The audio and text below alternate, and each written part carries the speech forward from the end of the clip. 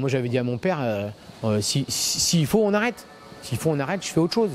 Mais mon père ne se voyait pas finir sa vie agriculteur. Moi aujourd'hui je me dis clairement que peut-être je finirai pas ma vie éleveur. Peut-être je finirai pas ma vie agriculteur.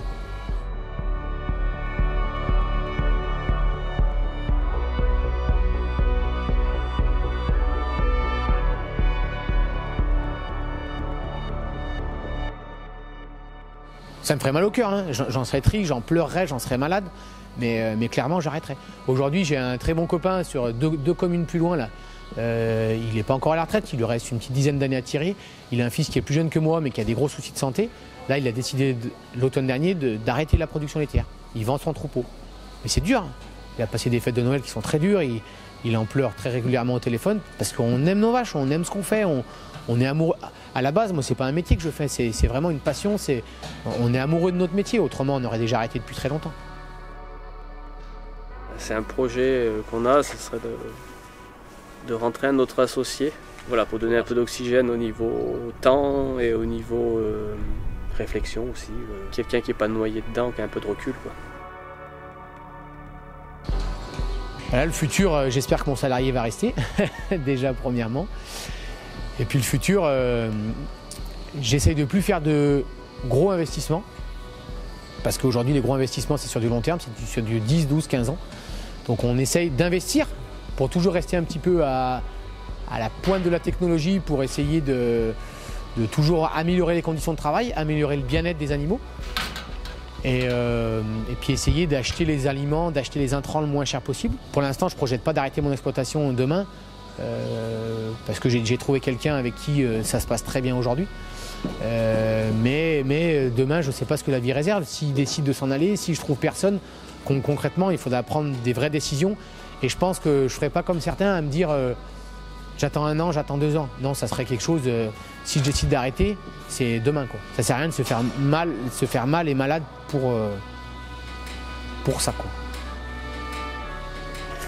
On a presque doublé le chiffre d'affaires, c'est que ça va mieux. Oui. Oui, bah du coup, ce qu'on a mis en place, c'est toujours le problème de l'agriculture, c'est que même avec la volonté d'améliorer les choses, de restructurer, etc., ça prend énormément de temps. Alors, on n'est pas dans l'attentisme à dire, bah voilà, on est en difficulté, bah mince, c'est pas de chance, on fait des choses. Je pense que là, on est au taquet de ce qu'on peut faire. On a les vaches, les chevaux, les chiens, les poules. Les chèvres. Les chèvres. Alors des projets, le problème c'est qu'on en a plus que ce qu'on a d'années pour les réaliser. Et qu'on en pond un toutes les 10 minutes à peu près. Donc le truc c'est qu'après il faut faire le tri dans les envies. Les envies, on en a plein, c'est un vrai malheur. Donc il faut faire le tri, on va faire une chose après l'autre. Et c'est peut-être tout ce qui nous a fait tenir aussi. C'est qu'on a toujours eu des envies, des projets, d'envie de faire ci, envie de faire ça. Du coup, toujours des idées très faciles à réaliser. Donc voilà, ouais. Mais les si, projets, oui, il y a plein de perspectives. Puis en plus, quand on prend un tout petit peu de recul et qu'on reprend un bol d'air, on se rend compte que le champ des possibles est immense et que on est jeune, on a 2 bras, donc on avance. Je regrette rien. À un moment donné, j'ai fait des choix, et à un moment donné, je me suis loupé. À un moment donné, et ça a été des choix qui étaient disproportionnés par rapport à ce que j'étais capable d'assumer. Bon, j'allais payer le prix, mais en fait, quand je m'en suis quand même bien sorti, c'est déjà pas si mal.